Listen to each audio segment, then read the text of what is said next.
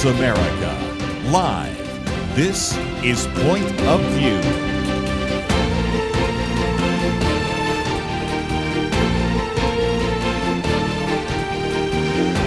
And now, Liberty McArtor. Welcome to the Roundtable. It's a great day to have a Point of View Roundtable with you listening, and we have so much to discuss, including abortion on the ballot in upcoming midterm elections and what you need to know about that. Why are so many young people voting socialist into office across the country? And we're going to talk about Gen Z, of course, as well, as this is the Next Generation Roundtable, including the Gen Z job crisis, housing crisis, meaning crisis. And we'll end the show with a really special segment. So make sure that you stay around for the whole show today. And if you miss any part of it, as a reminder, you can always catch up at pointofview.net by listening to the podcast after we broadcast live. So I hope that you do that. But joining us here in the first hour, Chelsey Youman. Of course, you know her. She is frequently on Point of View as a guest host and co-host, and she is the Senior Counsel at Alliance Defending Freedom and always has great information and perspective to share on the front lines of the fight for life. So Chelsey, thanks so much for being with me on Point of View. I'm so excited to join today, Liberty. Yes, we have so much to discuss. Everything I mentioned in that little preview was just a very just like a smattering of the topics that hopefully we'll get to today. But I am excited to talk to you today, as well as Richard Lim, who's also on the line this hour, of course, one of our favorite historians here at Point of View and the host of This American President. But let's talk about an article that listeners can find at pointofview.net on a few states, 4 in particular, where things related to abortion are going to be on the ballot in November. And so it's time to start thinking about this now, if you live in any of these states and if you know anybody who does. So I'll just give a little rundown and then I'll kick it to you, Chelsey, and we'll talk about what's going on here. But in Idaho, there's actually a very pro-life state in Idaho, but there will be a measure on the ballot where voters can decide whether or not to roll back the existing abortion ban. So if you are in Idaho or know people in Idaho and are pro-life, those pro-life laws are at risk. In Virginia and Nevada, which already have pretty permissive abortion laws, I think allowing abortion up to 24 and 27 weeks respectively, are considering constitutional amendments to their state constitutions that would actually enshrine that so-called right to abortion where it is legal all throughout pregnancy. And then in Missouri, there's actually an opportunity for people in Missouri to reinstate an abortion ban. So a lot of things to discuss, and I think it's always good to kind of look at the state level, Chelsey, so that people can think about where they might make a difference. But feel free to comment on any of these state battles or other things that listeners need to be aware of in regards to the pro-life fight right now. Yes, well, I think this is the number one issue besides abortion drug trafficking that this should be an alarm bell for everybody, because once these states do pass a constitutional amendment, it guts every single pro-life protection the legislature has ever passed. And so we're talking about states that protect children from conception or maybe even just first trimester. None of that will be allowed anymore. And so forget abortion drug battles and trying to protect children in the womb through your legislative cycle. It'll be constitutionally considered a right to obtain an abortion. And some of these amendments that have passed in other states, and because it's a 50% threshold of the vote in most states, the abortion lobby has spent hundreds of millions on this because they know if they win this issue, they win it all. They can make abortion a nationwide right. It's horrific, and it's been largely successful. I think we're outspent, 1,000 to 1 financially on these ballot initiatives. There are not a lot of pro-life PACs, and so it's been really difficult. One state, however, did beat these back, and that was the state of Florida. They had 60% voting threshold, and because Governor DeSantis activated, he and even the current Attorney General now worked really hard to raise millions and millions of dollars and to message and let everybody know it's not a benign amendment. This should be something every person is out voting against in those states. Richard, thanks for joining the roundtable today. I'm reminded whenever we've seen similar ballot measures in other states since Roe was overturned is really when a lot of this picked up. there was so much misinformation and fear that I think drove people in some cases to the voting booth to approve these constitutional amendments or overturn pro-life bans and things like that, because they were being fed misinformation about what this would do to women's care. So again, it just reminds me that this is so crucial for pro-lifers to be educated on this issue and let people know what's actually at stake in their state. Yeah, absolutely. It wasn't that long ago when we were celebrating the end of Roe just a few years ago, but as we see, that victory was really just the beginning, not the end. Now that the court has moved the issue back to the states to decide, every state is a battlefield in the fight to protect the unborn. And you're seeing that in the nation as a whole, it's basically a patchwork of different laws that this issue is going to be decided on. Christians must stay active at the state level, especially when it comes to these ballot initiatives and just the overall debate. That's where the battlefield is. We're seeing these ballot initiatives putting the vote directly to the people, circumventing the state legislatures, and amending constitutions, as Chelsey pointed out. And that really necessitates the need to appeal beyond religious and fellow Christian voters to a broader coalition, including moderates and independents. That's just the reality of it, being in a democratic society. And so I think that will mean using language that appeals to them as possible, language that talks about human rights and appeals to science and medicine and to the facts that we know to be true. Yeah, those are great points. And to that end, I wanted to highlight something that was in this article, which this is from the Associated Press, so not necessarily a pro-life slant by any means, but you can read it at pointofview.net. And they quote an activist group in here that is pro-abortion. The article says some groups want to see state laws that go further than Roe v. Wade did and lift restrictions on abortion throughout pregnancy. So this is from National Abortion Federation, an organization of abortion providers. And here's what they said. They oppose, quote, rigid legal cutoffs that ban or restrict abortion care at viability or arbitrary gestational lines.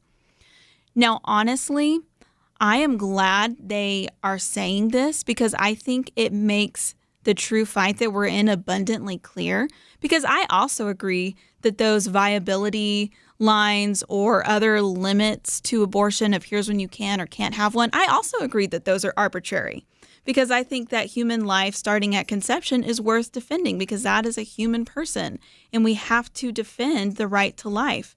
But they are now admitting as well, and I think you're seeing more and more abortion activists admit this, that yeah, those are arbitrary lines because we've always said this, it's a slippery slope. If you allow abortion at any point during pregnancy, when the science clearly shows us that that is a human person, it's not up for debate anymore, then you are just arguing for the right to kill a life that you deem inconvenient. And they're saying that now. So that's important for us to realize and recognize. But we'll be back with more talk about pro-life issues and so much more after this.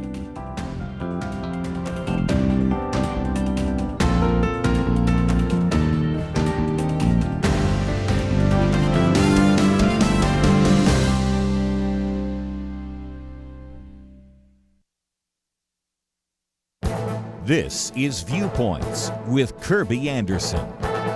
Dr. Leonard Sachs holds a PhD in psychology and has been a family doctor for nearly 34 years. He said he never saw a correlation between politics and parenting until now. He said left-of-center parents were no better and no worse than parents on average than right-of-center parents.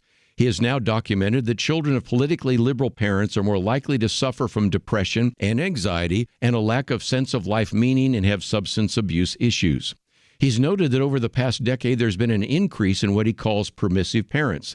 They have been persuaded to carry out more gentle parenting because they don't want to be controlling to their children.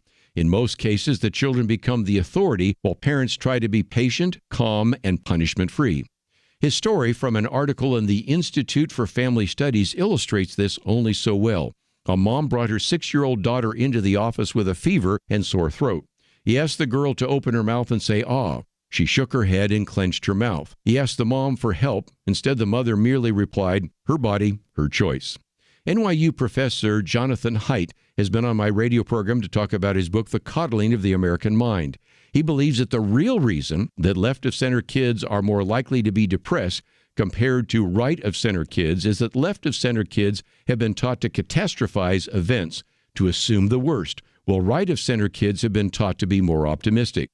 You know, what is taught at home and what is consumed on social media is having a negative impact on the minds and mental states of children and adolescents. Political views and mental health seem to be correlated more than ever. I'm Kirby Anderson, and that's my point of view.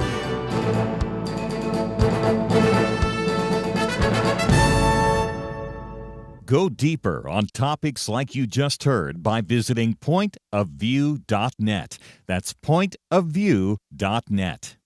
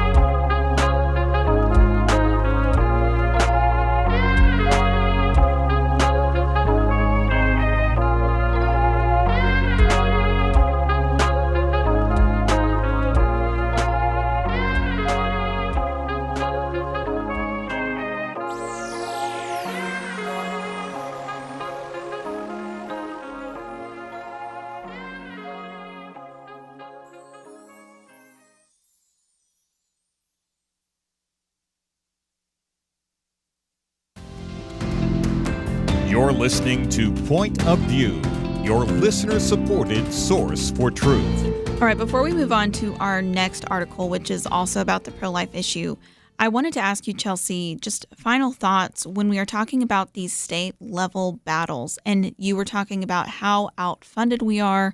And as I mentioned just a few minutes ago, I think the pro-abortion movement's cards really are out. They're on the line. They're exposing themselves. They aren't about... I mean, we are so far past abortion being safe, legal, and rare. They are wanting to enshrine state constitutional rights to abortion at any time for any reason. And so what do we do when we know that the pro-life movement is outfunded? For somebody who's wanting to fight for pro-life protections in their state, what are some practical steps they can take? I think that's a great question. I mean, the first is to be educated and understand the abortion rate was its highest in 15 years. Last year, its highest. 1.1 million children died. And so to understand with a sense of urgency that this is not getting better, it's getting worse, but that it matters who you vote for. It matters that you register to vote and you show up to vote every single time. And to spread the word and conversations. I think there's a large role for the church to play in this. And so to be real community and talk about this, make sure people are getting out, your friends, your community groups, your Bible studies, everybody is activated. That starts with us, to know our circles on this and to spread the word. I think most people just don't know what is going on. And then I think to hold your elected officials' feet to the fire, there have been a massive push in the Republican Party to remove pro-life party platforms at the state level. Many social issues have been removed. This is not the only one, but to say, no, our conservative values are social. We don't want to be the libertarian populist party that's being crammed down our throats right now. We expect you to be a pro-life shield for these children and their mothers. And if they know that this is your number one issue, and for most of us it is, it's the top two mobilizing voting issue according to Pew Research. So if this is your number one issue, if this is your number 10 issue, if this is just 50-50, we like to be pro-life, make sure your elected officials during campaign season know where you stand. Yeah, that is so good. We do have to hold elected officials accountable, and we cannot buy into the lie that, oh, it's just not that important, or, conservatives can't win elections if we keep harping on the pro-life issue. If we can't defend the right to life in the United States of America, then what are we trying to defend? I mean, really, that's the most fundamental one. We just had the 4th of July, and it's right there in the Declaration of Independence. So we have to defend that, but not to in any way diminish the urgent need to combat these abortion movements at the state level or anything like that. But another facet of the pro-life movement in terms of just valuing human life in all forms has to do with a way that a lot of people are actually trying to conceive and to start a family. So this can be a tough issue to talk about. But Richard, you sent me this article from the Daily Signal, which people can read at pointofview.net, talking about IVF and how IVF actually kills more babies than Planned Parenthood, which recently got its federal funding reinstated, by the way. So this is important for us to realize. Just a couple of numbers from the article, and then I'll kick it over to you, Richard. But we know that roughly 1 million children are killed through abortion every year, but over 3 million embryos are created through IVF annually. And in a recent year, out of 435,000 cycles of IVF, there were only 98,000 live births. So 85% of the embryos that are created through IVF are not given a chance to survive. They're either frozen or discarded. So this is hard because this comes from a place not of people really devaluing life, at least not consciously, but actually trying to start a family. But the way that the industry goes about it, it really does end up devaluing human life at the most vulnerable level. So, Richard, I'd love to hear your thoughts on this. Yes. So as those who believe in the sanctity of life from the moment of conception, we should oppose any process that leads to the destruction of embryos, especially on something like this where, as you pointed out in the article, we're talking millions of embryos are being destroyed. And as Chelsey said, the urgency that we have with on the abortion issue, how much more so with this issue as well. We understand that IVF helps couples have children that wouldn't otherwise be able to have them. And so obviously this is an issue that divides, even people on our side in the pro-life movement. But at the same time, we know that children are a great blessing from God, but not every way of having children is biblical. There's a long history throughout our country of imposing restrictions on technological advancements and scientific and medical research if they start to stray from those moral boundaries. We saw that when it came to just research on embryonic stem cells. And so I think that would be something that is appropriate in this case. It's important that we support developing IVF methods that create only the number of embryos that will actually be implanted. That's the least that should happen on this issue. And I think there's a broader debate about whether it would be practical to fight against the practice in general. Yeah, those are good points, Richard. And one of the things that the article notes is that in the United States, the IVF industry is really like the Wild West, because even compared to other countries where IVF is legal, there is so little regulation about anything to do with the process. And so, in fact, the IVF industry is projected to exceed $15 billion annually.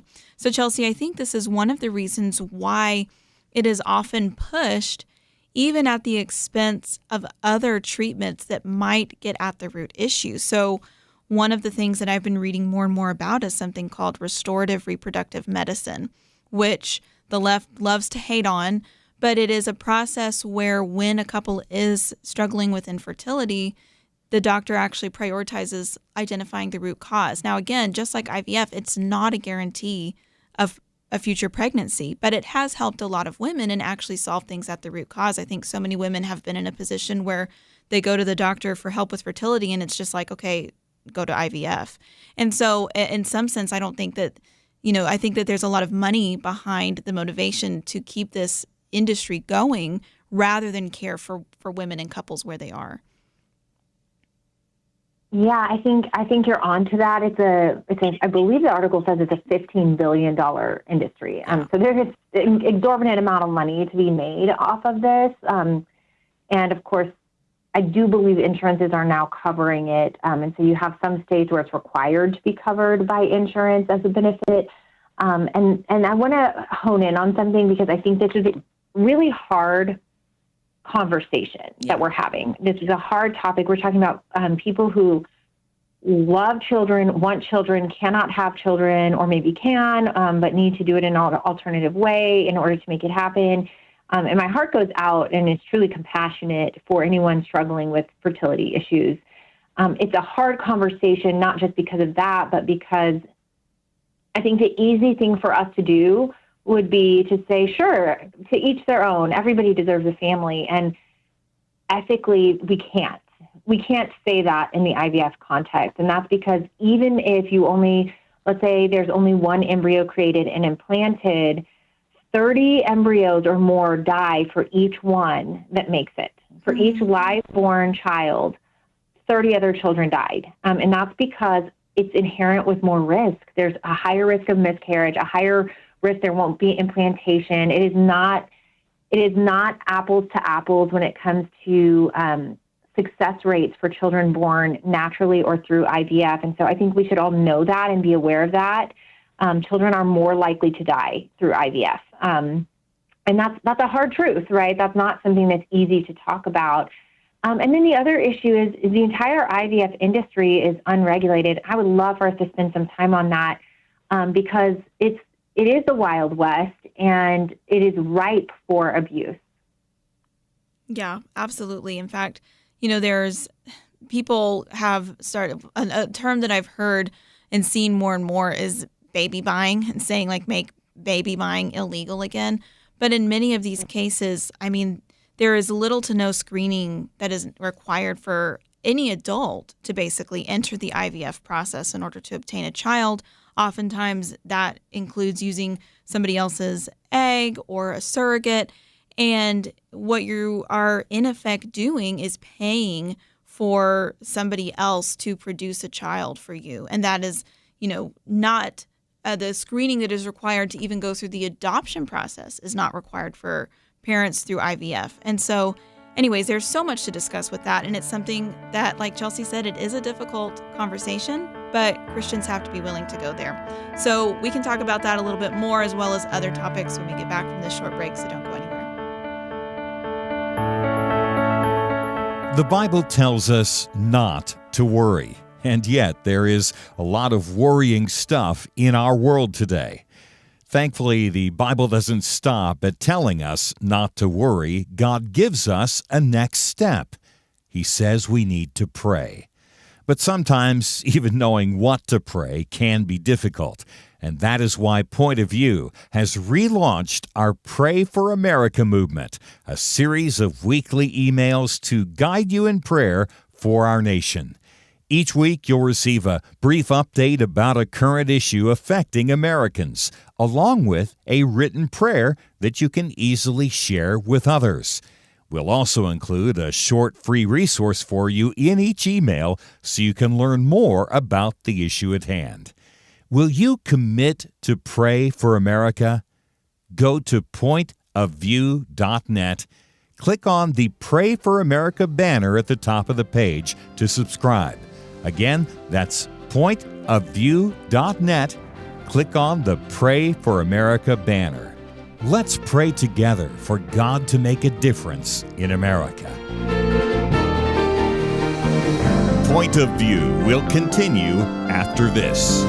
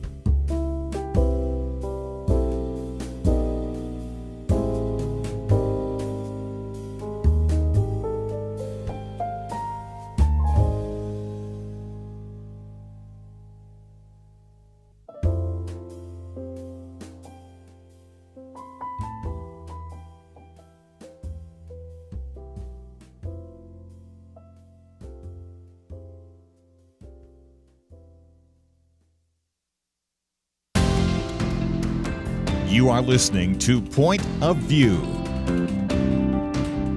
The opinions expressed on Point of View do not necessarily reflect the views of the management or staff of this station.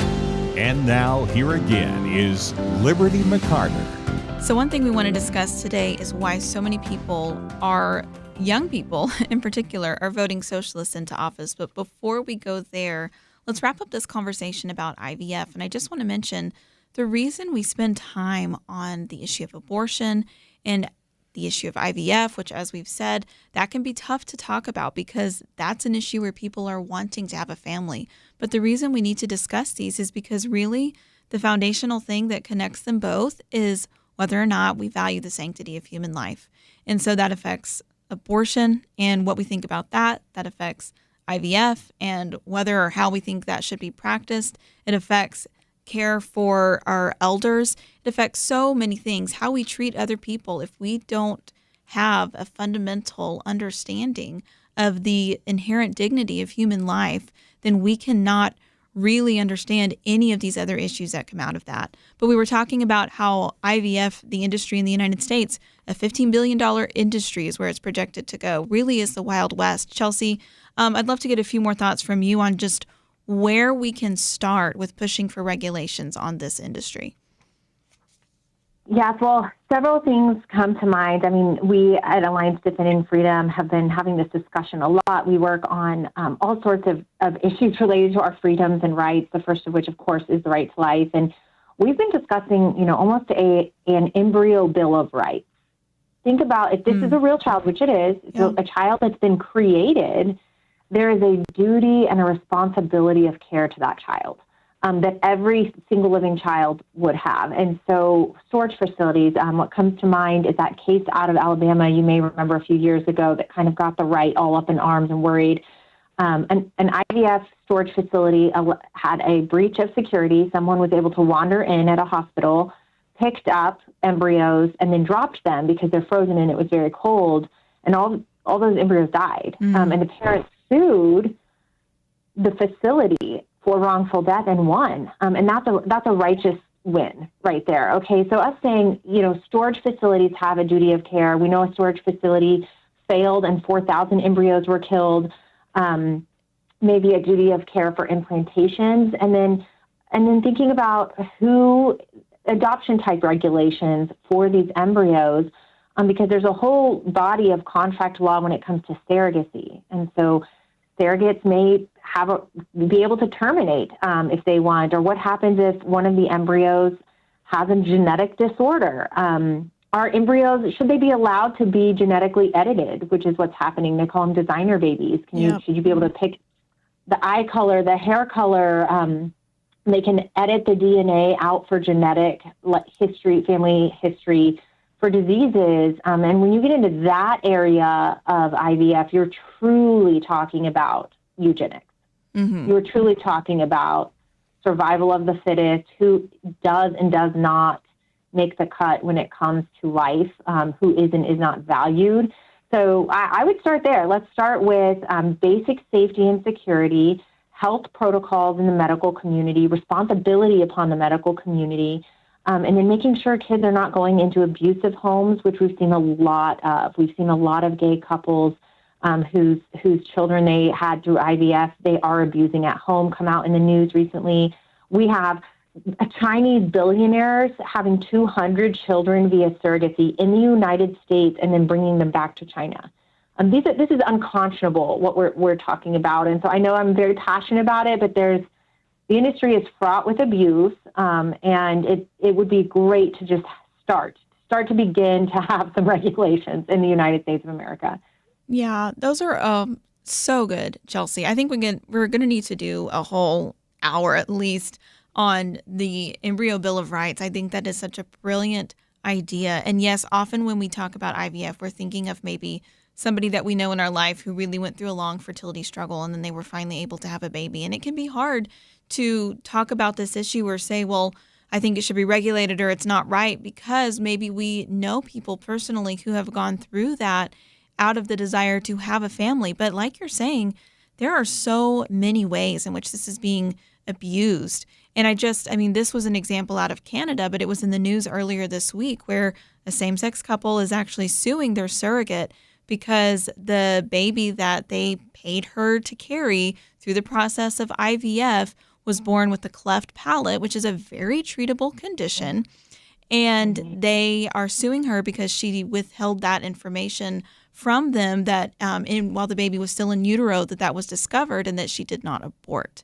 So the surrogacy industry is another issue that we need to talk about because women are so exploited through that. So, yeah, it's something to be educated about. And as Chelsey said earlier, that's the first step to start having these conversations. And Christians and the church, we need to take the lead.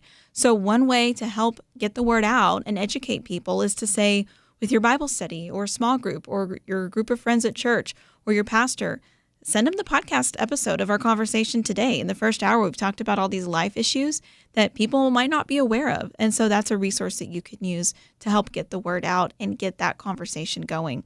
So like I said, we need to devote more time to that. But I did want to get to this other topic as well, which is so many young people supporting socialists. So, Richard, you sent this article from the New York Times. People can read it at pointofview.net, talking specifically about the primaries that were recently held in New York City, where two DSA, Democratic Socialist of America candidates won in those primary elections primarily because of young people voting for them. In some cases, there were more young people voting in those primaries than older people. And that's typically not the pattern that you see in primaries, but we're really seeing this DSA socialism movement mobilize the younger voting bloc, aren't we, Richard?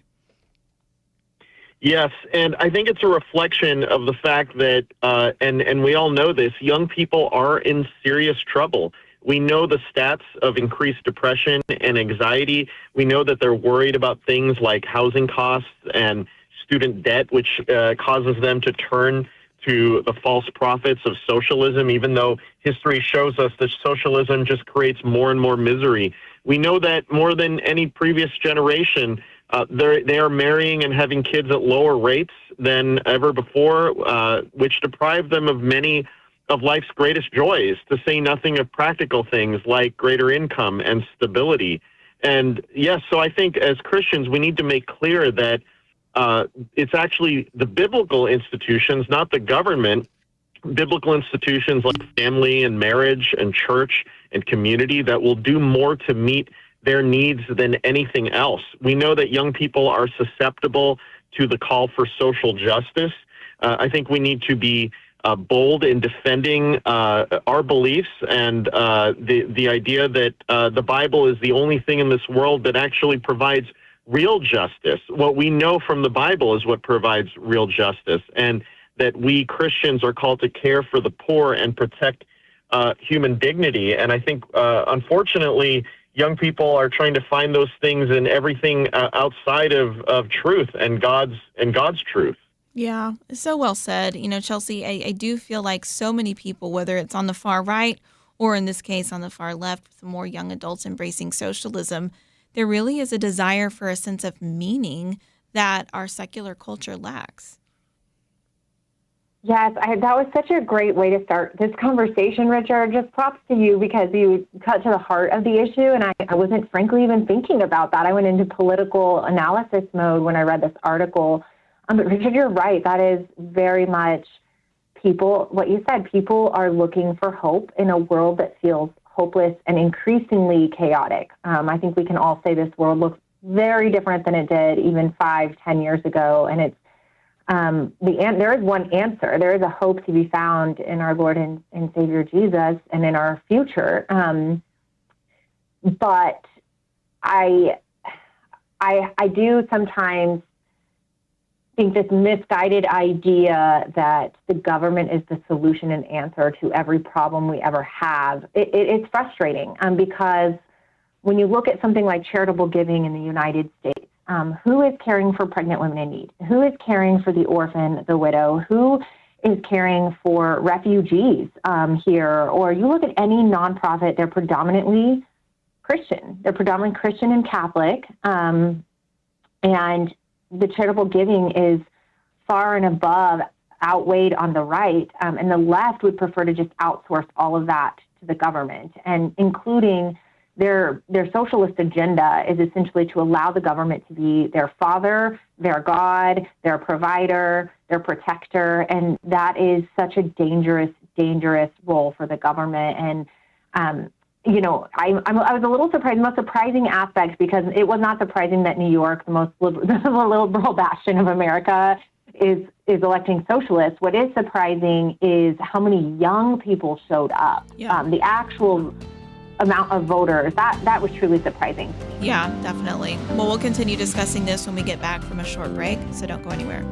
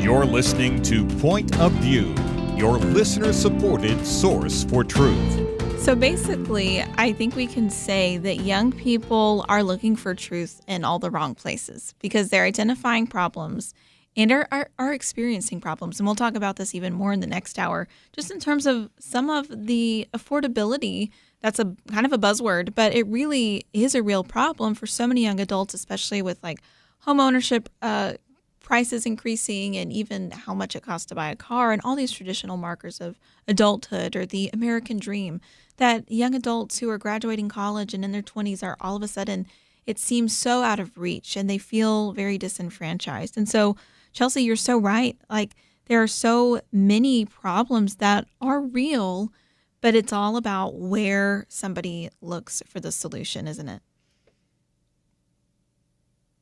Yes, it is. And this idea of, the left, the core party differences, or I should say philosophical differences between the left and the right are, we both acknowledge systems are broken. The right conservative response says we'll work to fix them, work forward incrementally to fix them. The left philosophically says revolution. If a system is broken, you must break the system down and start anew. And I think that's a winning argument for young people who maybe haven't had a ton of decades of politics back and forth to see that we ebb and we flow. And, sometimes our day-to-day lives aren't always truly impacted by by the government. And, they are short-sighted, and the left provides quick results, right? Whereas the right solutions take time, take effort, and are calculated. And that's a harder solution to sell for people who want, immediate satisfaction. The system's broken, rage against it. I also think the left and the socialist message, and the left has always done this. So whether think of the Love Wins movement is just a prime example. They have a way of tapping into inherent human compassion that the right does not. And so they shroud lies to sell their message, but they pretend it's a message of compassion. The pro-life movement or the abortion movement is a great example of that. The compassion is, we don't want women to hurt, we want women to be helped. The result is death. And so they're not offering a strong solution, but they're packaging it very well to a young generation. Mm-hmm. Yeah, that's such a good point.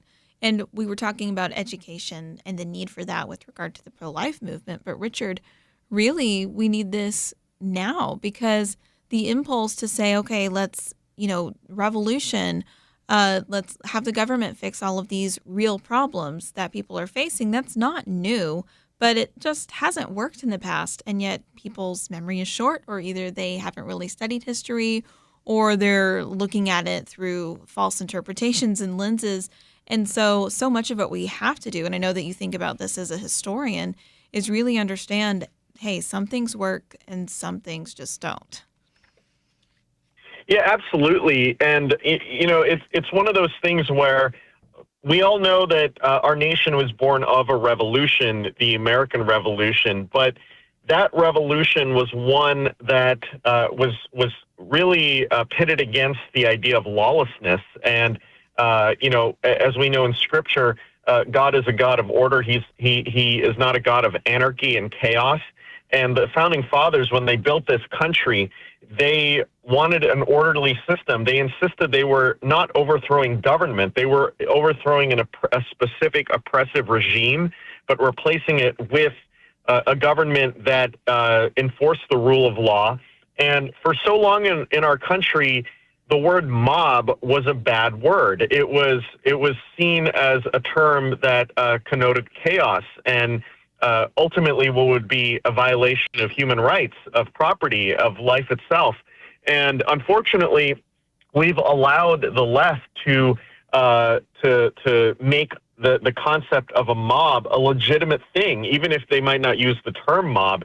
It's become a legitimate thing, and people have kind of taken this idea of dissent and free speech and made it a justification for the mob. And I think in this sense, the founding fathers did not want to remove all ills all at once. They felt that would actually create a more tyrannical situation. And I think, we haven't been able to pass that along to this current generation. Yeah, very well said. Well, it's important to educate people. Go ahead, Chelsey. I'd love to get your thoughts. I was going to say, Richard, you're making me think of an additional component of this, and it's that when the solution is the government, it is always a little surprising to me the lack of self-preservation among socialists, because you're really putting a whole lot of your trust, your livelihood, your protection at stake in someone outside of a system, outside of yourself, outside of your family, outside of your home.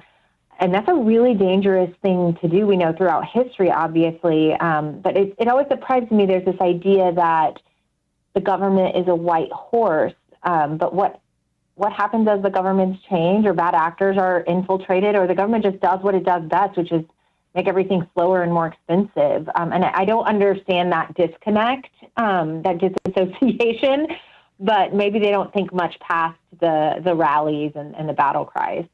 You know, that is a really interesting observation, Chelsey, and from both of you, because we know that really at the core of this ideology, like everybody has to make sense of the world. And so there has to be somebody to blame for the problems, and then there has to be some form of solution for that.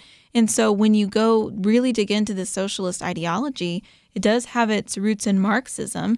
And so there's an oppressor class that is constantly the bad guy. But what happens when you have the revolution, which is supposed to bring salvation, and then you get new people in power? Eventually they become the oppressor class. And so it just kind of creates this cycle over and over again instead of true solutions. So I think a lot of this, it really does come down to, like, how are we raising kids to understand themselves and their relation to reality, and raising people who can, have a healthy method of understanding why there are certain things that are wrong in the world, and what we can do about it. And sometimes what we can't do about it. But we've only got a couple minutes left. And then, Richard, I know you're saying goodbye for this hour, so I'd love to get some final thoughts from you.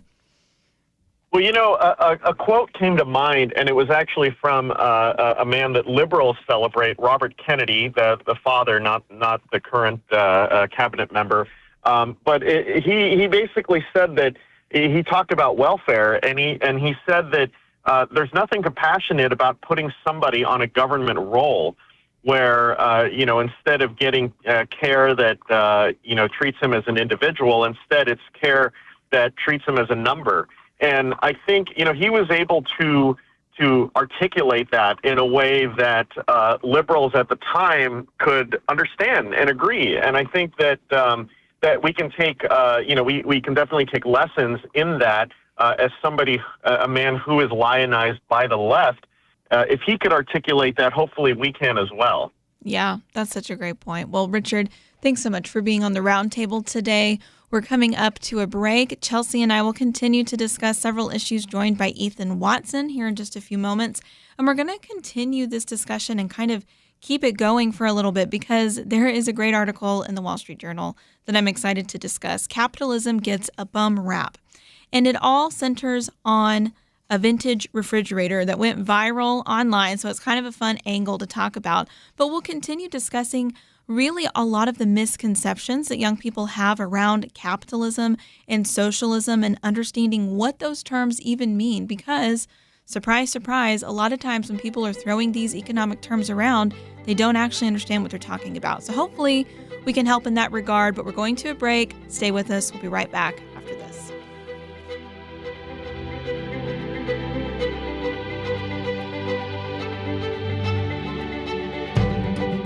There are so many big stories happening literally everywhere. So much information, documents released, grand jury testimony, political accusations and claims on all sides. How in the world can any of us keep up? How do we weed out the truly important from the merely sensational? None of us can do it alone. I've been in media for more than 45 years. I've trained my skills, and yet even with that, I am glad for the more than 50-year track record of the team here at Point of View. They help us to cut through the noise and focus on the authentically important. More than that, biblically informed eyes to help us understand and develop ways to respond effectively. Providing what we need takes time and resources, and your partnership makes it all possible. Click on into pointofview.net, hit the donate button, or call 1-800-347-5151. Please give today. Better, sign up and help monthly. Pointofview.net and 1-800-347-5151. Point of View will continue after this.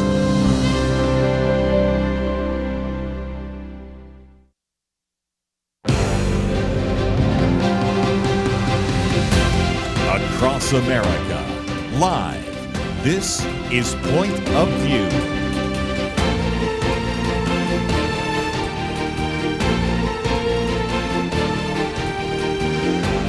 And now, Liberty McArtor.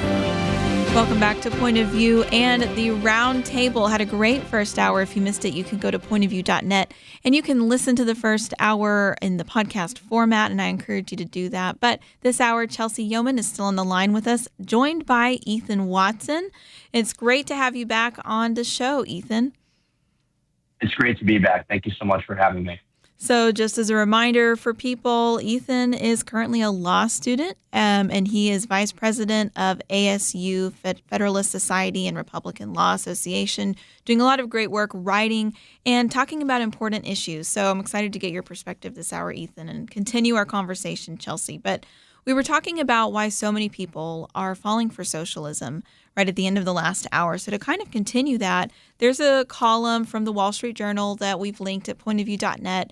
Capitalism gets a bum rap. And one of the things that we really do need to start with are definitions. This is something that I've been relearning, I would say, in my kids' education journey, is that, okay, whenever you're trying to have a productive discussion about something, there are certain steps you need to go through. And a great place to start in any conversation is defining your terms, saying, what do you mean when you say that? And so I think even in just normal conversation with people, whether we're agreeing or disagreeing, we can say, let's define our terms here. So we see that a lot of people, according to a recent Gallup poll, are not really having a positive view of capitalism, especially younger Americans. We'll get more into some of those details later in the show. But what you see is when young people are defining capitalism, they're really not talking about the economic system, just the strict definition. They're thinking the status quo. Well, the status quo is actually encumbered by a lot of regulation that's not in line with a truly free market. And so it causes a lot of people to falsely blame capitalism for things that aren't really related to it or maybe aren't problems. So case in point, and I'll just go through this real quick and then get comments on it, but there was a viral video on social media of a 1958 GE refrigerator.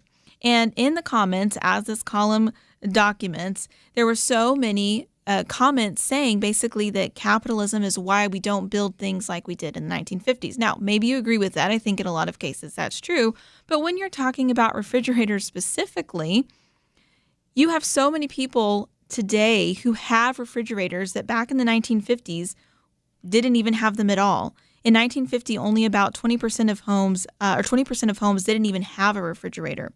And when you look at a similar model of a refrigerator that was in a Sears catalog in 1958, it was $400, which equals around $4,600 today. And before the show, I did a quick Google search. I looked at Home Depot at just kind of like the average running rate for refrigerators, and it's a lot less than that. So more people have refrigerators today. They are a lot more affordable than they used to be. But it just is kind of an example, Ethan, of how quickly we can be carried along by really a lie and swept up in that and then falsely blame something that has actually brought us a lot of prosperity as a nation. Well, certainly. I mean, I think first of all, young people have some valid gripes with the status quo, but it's a mistake to blame capitalism as an ideology for those gripes. You're absolutely right that sort of government putting their fingers in the pie has caused a lot of the economic inefficiencies that we notice today, from rent control housing to OSHA regulations to environmental regulations. Those are all burdensome obstacles for business and the free allocation of capital that make things more expensive and make products worse, generally speaking. So I think that it's absolutely awful that young people think that socialism, flat out state-controlled, central planned economy is the answer. But I also think that we need to be honest with ourselves about capitalism's flaws, because it is not a perfect system by far. I think Irving Kristol said this in his book, Two Cheers for Capitalism, the Best, when he said that capitalism is great for making people wealthy. It's the best system we know of that does that. But it doesn't make any statements about morality. And so I think we as conservatives, we as Christians really need to be honest with ourselves about the moral shortcomings of capitalism, right? Straight up capitalism would say that someone's willing to pay for a good or service, then they ought to be able to do that. I don't believe that. If someone wants to buy a prostitute or buy cocaine or buy heroin, I don't think that they should be allowed to do that. And so I think capitalism within guardrails, ensuring that it serves the goals of the nation, broadly speaking, very limited government intervention, that's the way to go. But I'm not saying socialism by any means is efficient, because we all know central planning just does not work. There's no way one central committee can understand how people want to spend their money well enough to make that work. Yeah, those are such good points, Ethan. And Chelsey, again, it goes back to what is our underlying understanding of reality? Because we are, and we'll talk about some of these here in a few more minutes, but there are so many problems that are truly facing Gen Z, but where are we looking for the solution? And I think people who put all of their hope in one economic system or another are really missing like the fundamental baseline of morality or understanding of truth that you have to actually address those issues. That's so true. And I also think of this in terms of the system is appearing broken and people are feeling it. I mean, between inflation and the stock market up and down and the wars worldwide, there is an idea that is taking root that it's currently not working, but there's a lack of a strong solution on the horizon. And so I think it's really incumbent upon our elected officials who we elect to help fix that system. And they need to be offering, I think, very clear and succinct direction. That's what's missing. The left, we talked last hour about the socialist agenda and how truly a powerful hold that it has on the young voters on the left. There's not a lot of moderates anymore on the left in the younger generation, according to that article. But for the right to be saying, we're not sticking our heads in the sand, we're not pretending that gas isn't high and inflation is exorbitant right now. We need to address that head on. And it is an indictment, I think, a little bit on the leadership of the Republican Party, because there's a lot of gaslighting going on and blame shifting going on. And instead, just to say, like, here's the plan, here's the solution, clearly and succinctly communicate that. I do think it's going to help with the capitalism PR crisis. Yeah, definitely. I think really what we have to do is have these nuanced conversations. And Ethan, you did such a good job with that. And Chelsey, I appreciate your comments too, because you can say, all right, look, let's define our terms here. When you are just defining capitalism as the status quo, in which there are a lot of problems, you really are shortchanging an economic system that has brought prosperity to people all around the world. But it's not a perfect system. And so we also need to define how we address some of those other problems in society, as Ethan articulated. And then we also need to look at history and say, okay, the people who are having a gripe with how the system is working, but they're turning to socialism, maybe we need to bring some perspective in there as well. So we can look at the problems and we need to address them head on, but bring in that perspective and that nuance and that truth to say, let's actually have a productive conversation about this, instead of swinging totally to one side or the other, depending on one economic system or one political ideology or another to solve all of our problems, because that's just not going to do it. But we'll keep discussing Gen Z and the economic crisis when we get back.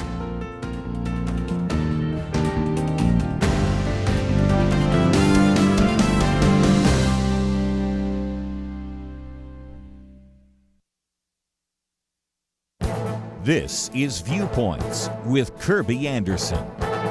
Dr. Leonard Sachs holds a PhD in psychology and has been a family doctor for nearly 34 years. He said he never saw a correlation between politics and parenting until now.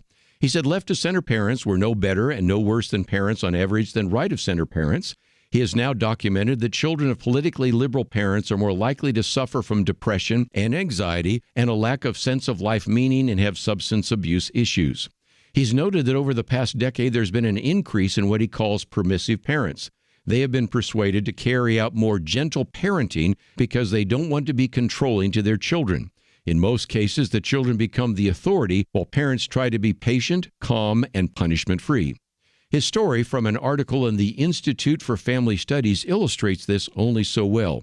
A mom brought her 6-year-old daughter into the office with a fever and sore throat. He asked the girl to open her mouth and say, "Ah." She shook her head and clenched her mouth. He asked the mom for help. Instead, the mother merely replied, "Her body, her choice." NYU professor Jonathan Haidt has been on my radio program to talk about his book, The Coddling of the American Mind.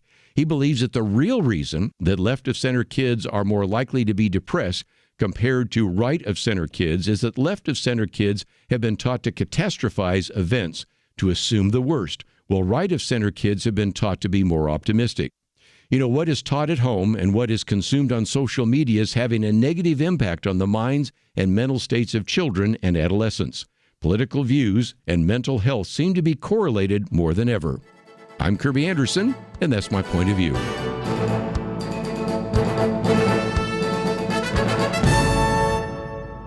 Go deeper on topics like you just heard by visiting pointofview.net. That's pointofview.net.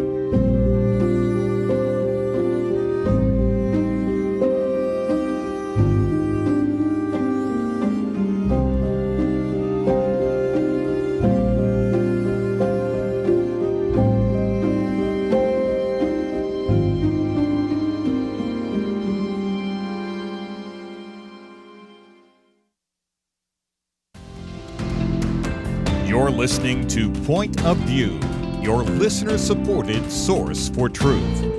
Another article we posted for you at pointofview.net from Fox News.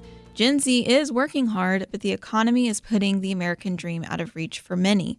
So we're just talking about the need for nuance and really understanding where people are coming from.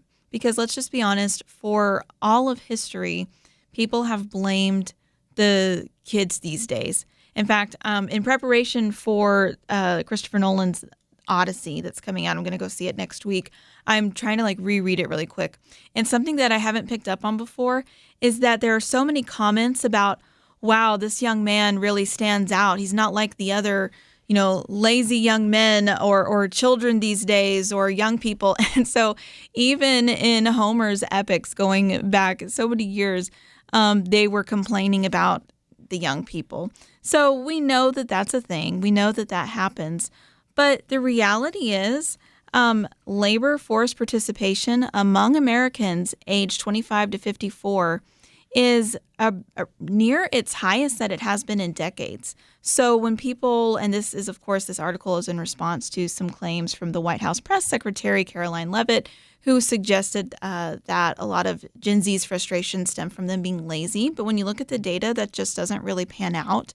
Now, again, to bring in the nuance, that doesn't discount other things we've talked about on Point of View, which regarding young men specifically, there is kind of a joblessness crisis, but Gen Zers as a whole are working really hard.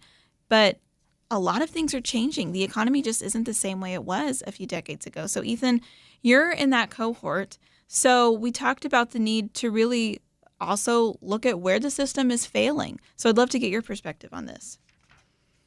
Yeah, these comments from Caroline Leavitt were really interesting, and it really resonates with me, especially after hearing what Chelsey had to say in the previous segment about sort of the capitalism PR crisis. These kinds of comments are exactly why there is a PR crisis for capitalism. Socialism has plenty of bad PR out there. I mean, just look at Cuba or Venezuela or any of the other places where people are made absolutely miserable by central planning. But capitalism has a problem with this too. And it's words like, Caroline Leavitt. It's when you have guys like Vivek saying, well, the businesses demand talent and Americans aren't smart enough, so we need to fly in a bunch of H-1Bs to get the job done. That kind of language is why even people on the right side are starting to have questions with capitalism, when instead, that makes titans of industry and true capitalists look like Scrooge McDuck sitting on a giant pile of cash when they really should be generous and virtuous aristocrats, right? That's sort of how I would like to see people that have made it in our economy. But words like Caroline Leavitt saying that, oh, it's a laziness thing, that just drives resentment and drives young people towards socialism because they don't feel like there's any room to discuss the issues when that's the language that we use.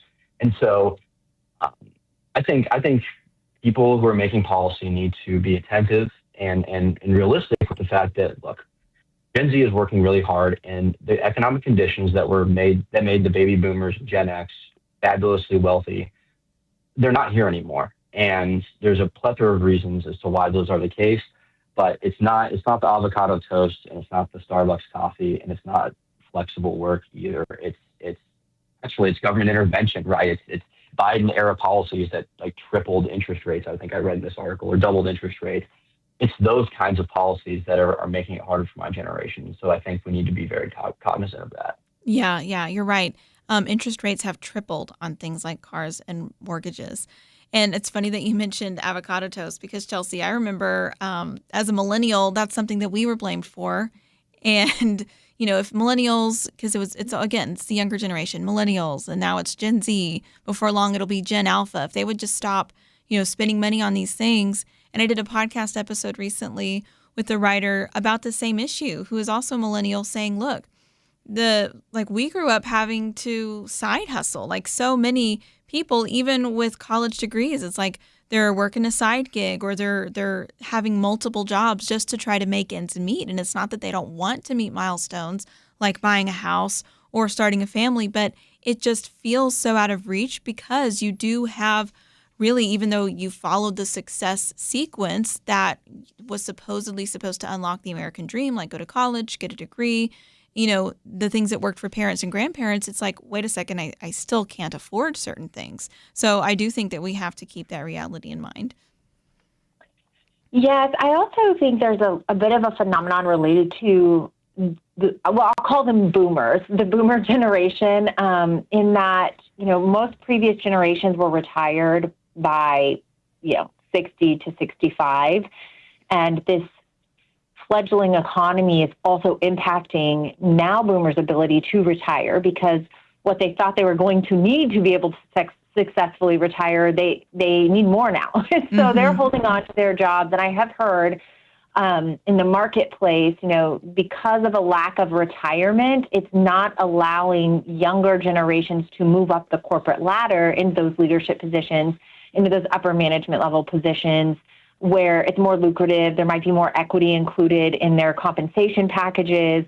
That's an interesting phenomenon, and I'm sure plays a role in this labor force that looks like an anomaly compared to past labor forces.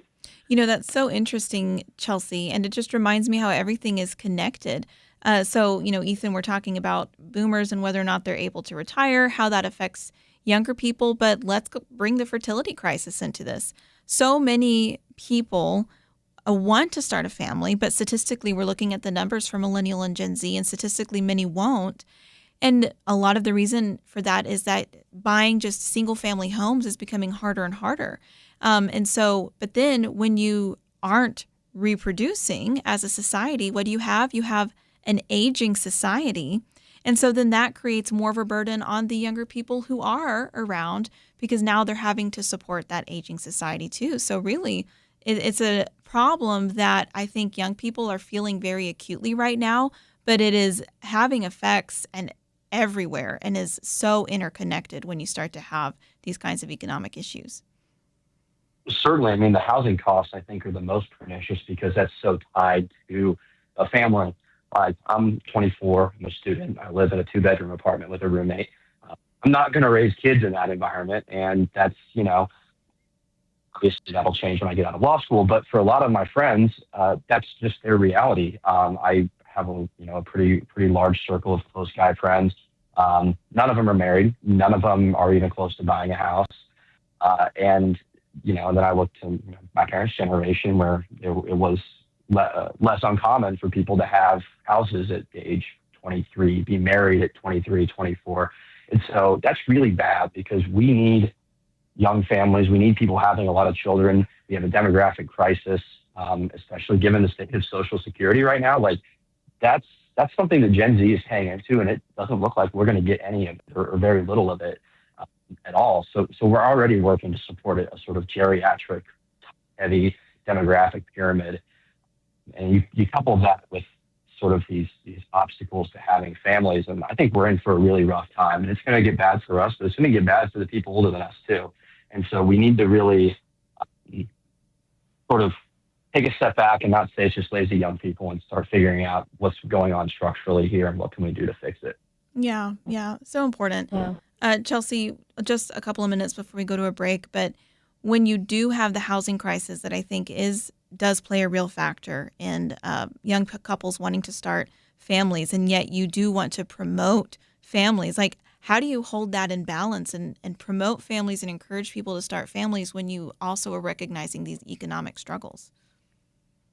Sure. Well, there's so many ways to go about it. One is, tax credits to families is a huge relief, including, child care credits, and that's for women. That's for women, even single moms who might be struggling to afford child care and keep their children at home.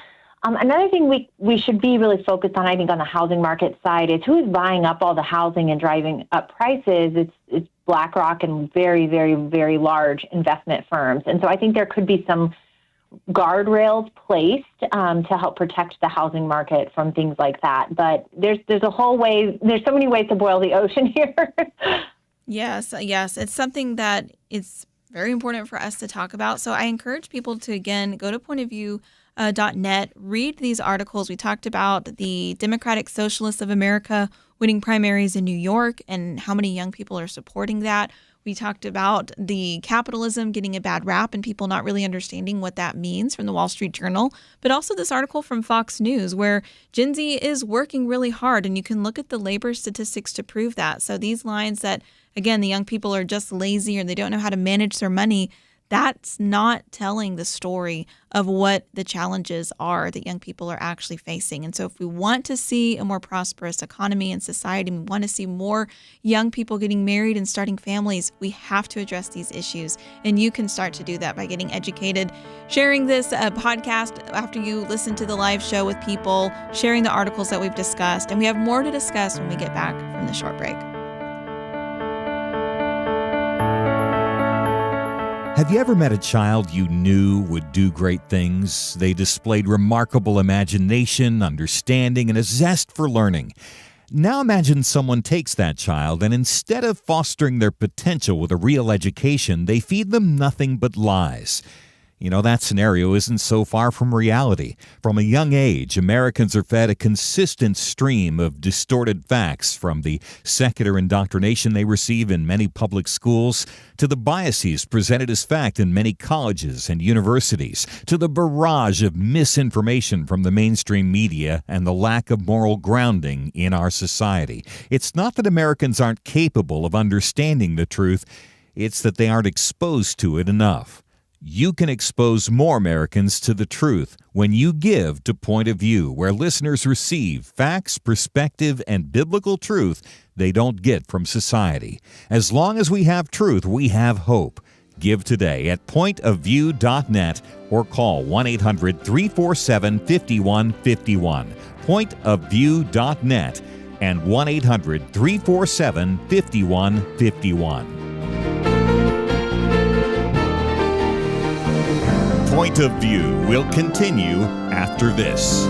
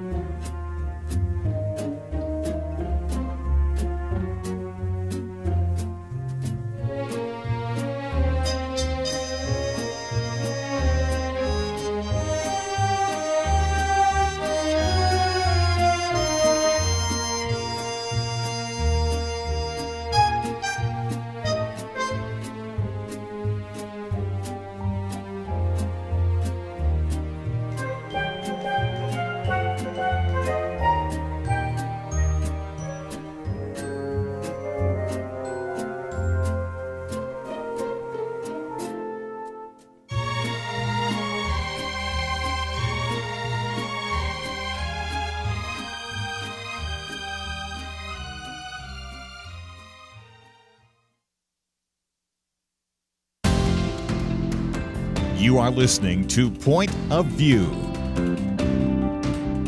The opinions expressed on Point of View do not necessarily reflect the views of the management or staff of this station. And now, here again is Liberty McArtor. All right, we've been talking a lot about the economy. I want to switch gears a little bit and talk about something that I could go on about forever, but that is the literacy crisis. So there's an article we posted that is responding to a longer essay that was published recently in The Atlantic entitled "The Age of Reading is Over." And really what the evidence is showing us is that we are moving from a literate society to a post-literate society.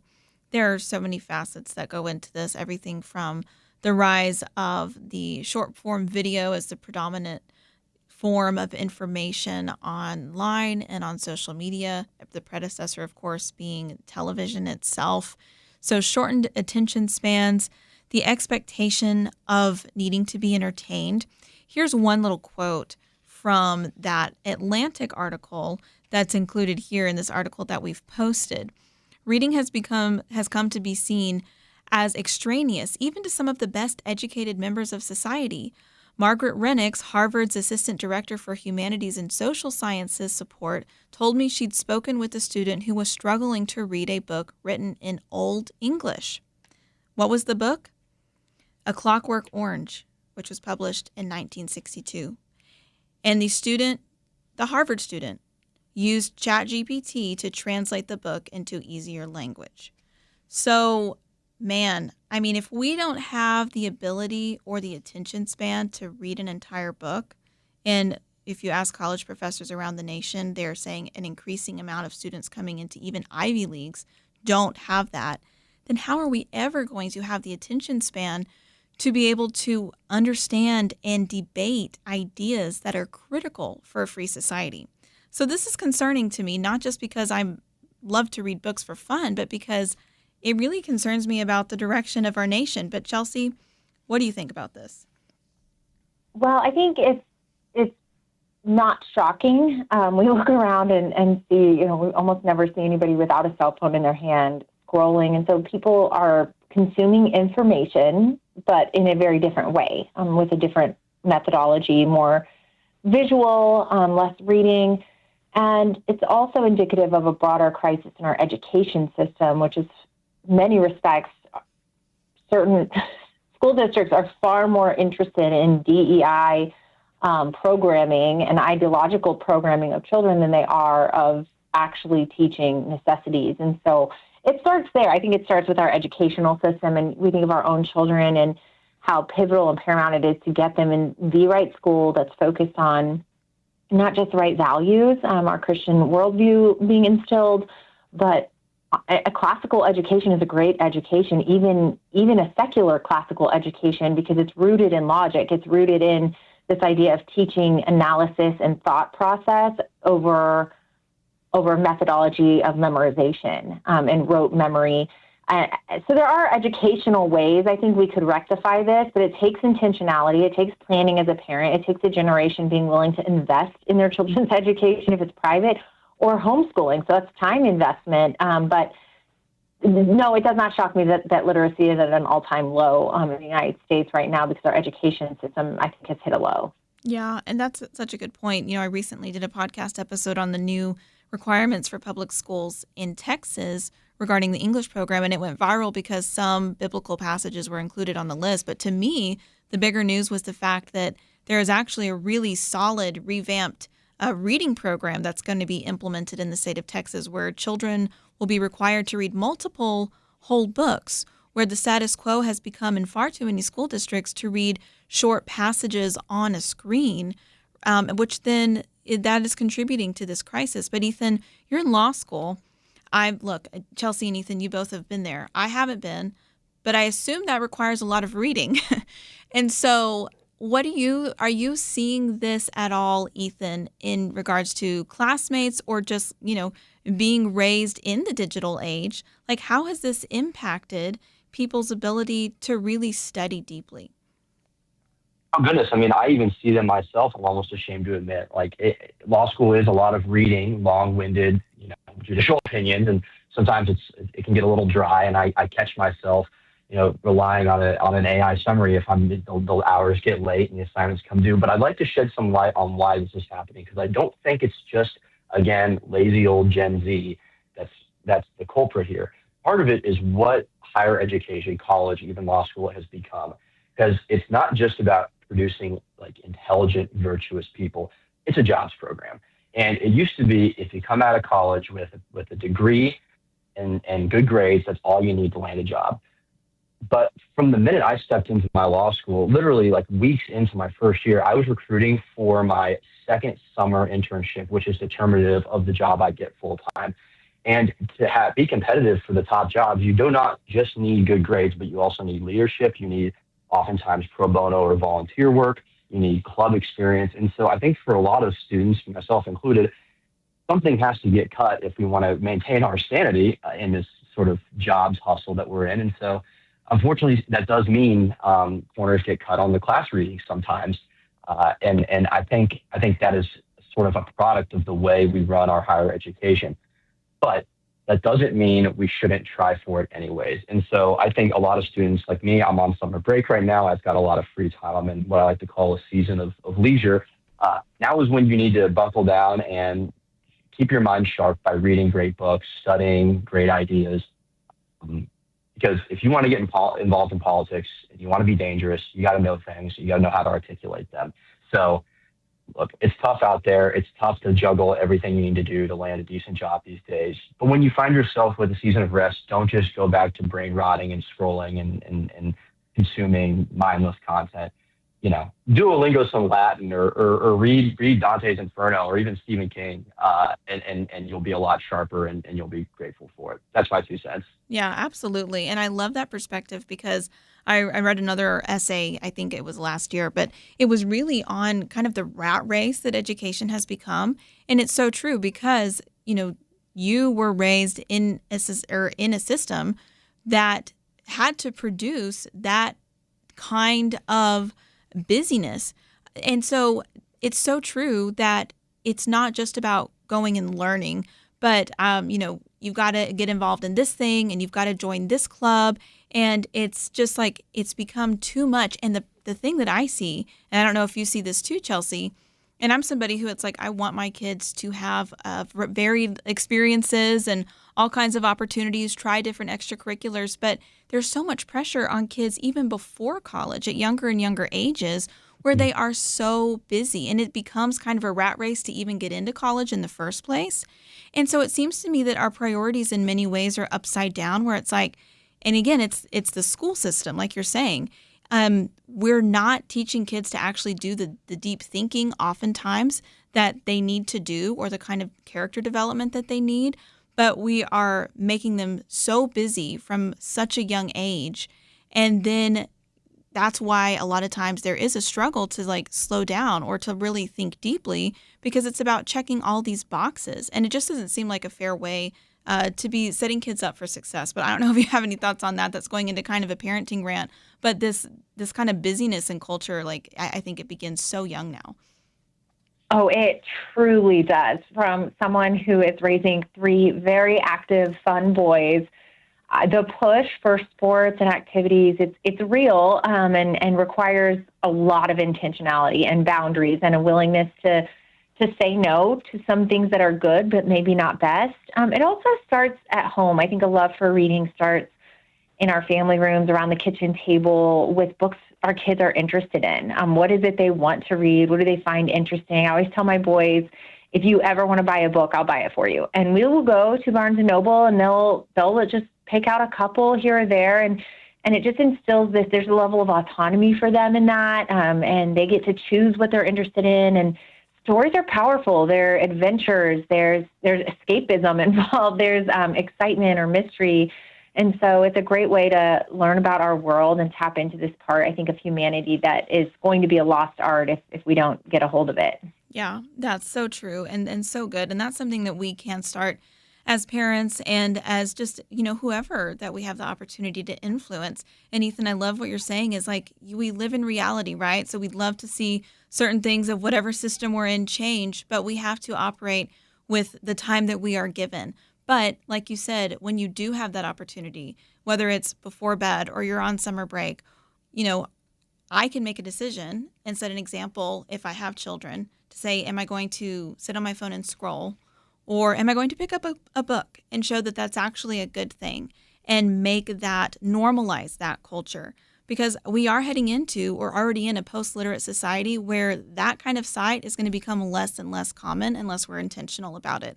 And I do think it's important because I think it really does develop our ability to think deeply about things, and we have to be able to do that if we want to live in a free society.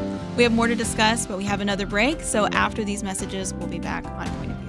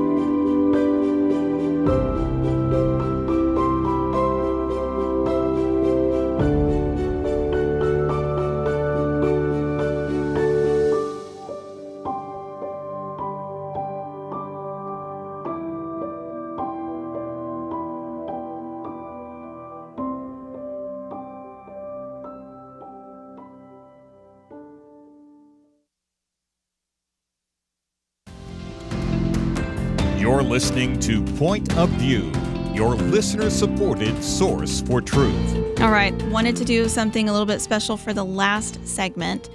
So first, let me tell you about the Know Why podcast episode that was released yesterday, talking about why so many members of Gen Z feel like they lack a sense of meaning or purpose. And this was 45% of Gen Z, according to a recent Gallup poll that said they lacked a sense of meaning or purpose in their life.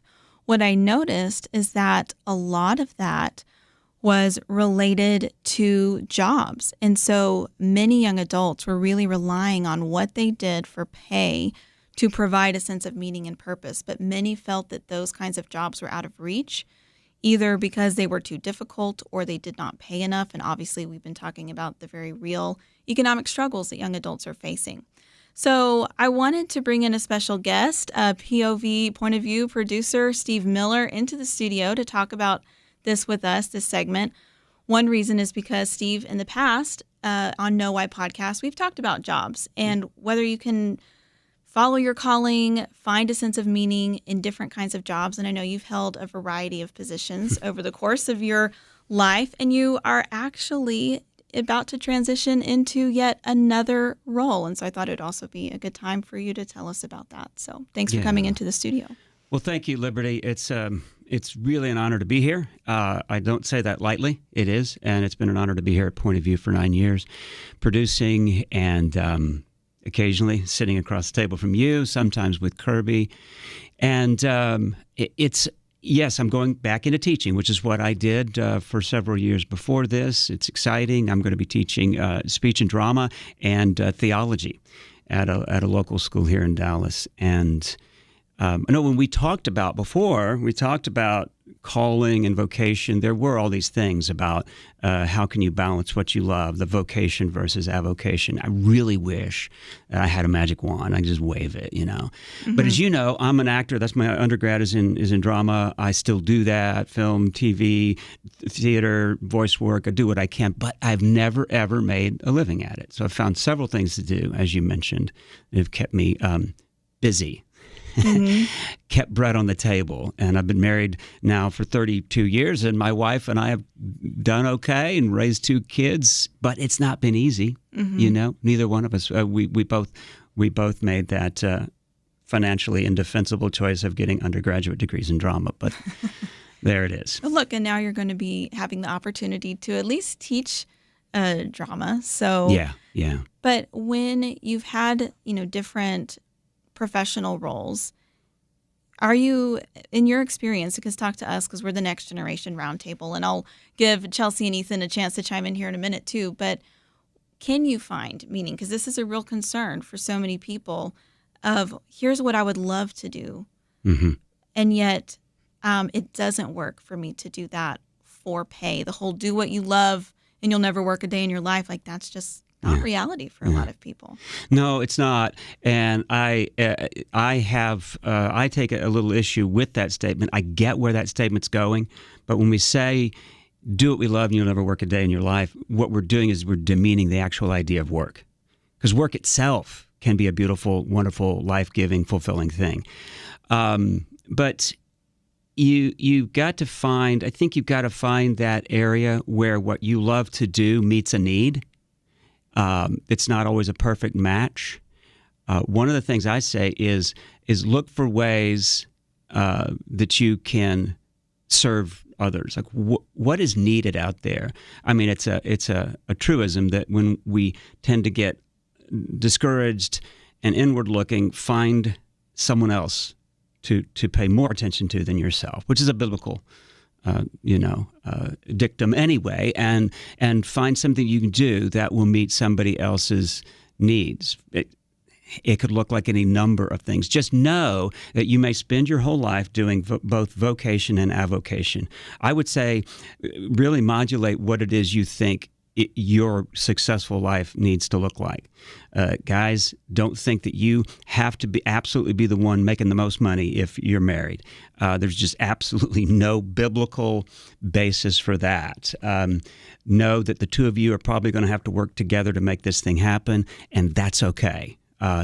Be on the same page. This is, again, directed toward married people, but even if you're single, know that you may need to balance a lot of things in life. Yeah, such good advice. Chelsey, you and I have both had the privilege of working with Steve for a long time here in the point of view context. So I'd love to get any comments or questions from you before we wrap up the hour. Well, Steve, it has been a joy and an honor to do Point of View with you around for, 10 years now. I think I started 10 or 11 years ago, and you've certainly made an impact. You've been an incredible voice. You hear our voices on the radio, but our voices don't get amplified without Steve. You make it all happen. And you've always brought such a colorful, fun, exciting, interesting perspective behind the scenes. And I just have been so grateful to be able to work with you. Thank you. Thank you, Chelsey. Right back at you. I miss you being in here in the studio. Since you moved down to Austin, we don't see you anymore, but it's okay. Yeah, so thankful for Chelsey's voice still able to join us. Yeah. And Ethan, you're right in that Gen Z demographic, again, like we've been discussing, that so many people are dealing with kind of that meaning crisis. So I'd love to get your thoughts too on just, are you able to find a sense of meaning at all by looking at the work and the study that you're doing and framing that in a lens of service? I can in a lot of ways, but at least in my undergrad, let's use that as an example, right? I studied accounting, and I'm not like deeply morally convicted about debits and credits and EBITDA and things like that. But what I am convicted about is my ability to be a provider and my ability to use the resources that work I do allows me to do. So that work allows me to take trips, and it allows me to enjoy leisure time with friends and think about my health. And so those are things that I am convicted about. And so that's a good way to think about your job if you're not, explicitly in a serving others, making the world a better place, digging wells in Africa type job. So that's something to keep in mind as well. But Steve, I had a question for you. Mm-hmm. I'm sort of figuring out that the path of success is very often a crooked one, and you've bounced around a little bit, from teaching to this and now back to teaching. How do you know when you've landed where you're supposed to be, and then how do you know when it's time to make a change? For one thing, it's in the context of community. Get some people, a group of guys, a group of both guys and girls, church community, church family that you can bounce things off of. That's always helpful. Really bring it before God and seek to know what it is you love to do. And I will say this: beware of thinking there will be one time when finally I've found it. Right, this is the place. There may never be a place where you feel a complete peace about it. I say you should feel a peace about it. But sometimes when we say follow the peace, we think that means follow the happiness and follow the tranquility, and it's not always the same thing. So seek the thing that you love to do, and know that can shift from time to time. I hope that's helpful. I think that is very wise, Steve, and a great place for us to wrap up today because we are out of time. And anyways, so thanks for coming into the studio. And of course, thank you for, again, producing Point of View. And we're very happy to bring Derek on board, and he will be sitting in your seat, Steve, and producing Point of View. And so the mission goes on, but we're certainly going to miss you here at Point of View. Going to miss you guys too. Definitely. So, but yeah, thank you for that reminder, Steve. And again, we live in seasons, right? Life is always changing. Maybe our professional roles are always changing, but God is constant, and the truth is what we rely on and what we want to encourage you to rely on here at Point of View. So thank you again, Steve. Thank you, Megan. Thank you, Derek, for all producing the show. Thanks to everybody for listening to Point of View, and don't forget to tune in tomorrow. Many years ago, they began saying that we live in the information age. Well, today there is so much information coming at us from every direction.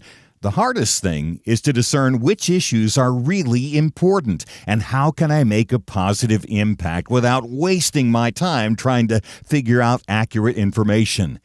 Let me give you a suggestion to help with that. Visit pointofview.net. Look at the tabs across the top. Find the one named Viewpoints. Kirby Anderson and others on our team are constantly watching for news to identify those issues that you really need to know about. They boil things down in a brief summary, and then you can decide if it's something on which you want to learn more and get involved. Again, when you go to pointofview.net, click on Viewpoints, you'll see exactly what I mean. You'll see the issues that we are covering right now. And when you like what you see, I honestly think you will, you can slide on over, enter your email, and get them automatically sent to your inbox each day. That's it. Take a minute now, be informed. Pointofview.net, click on Viewpoints. Point of View is produced by Point of View Ministries.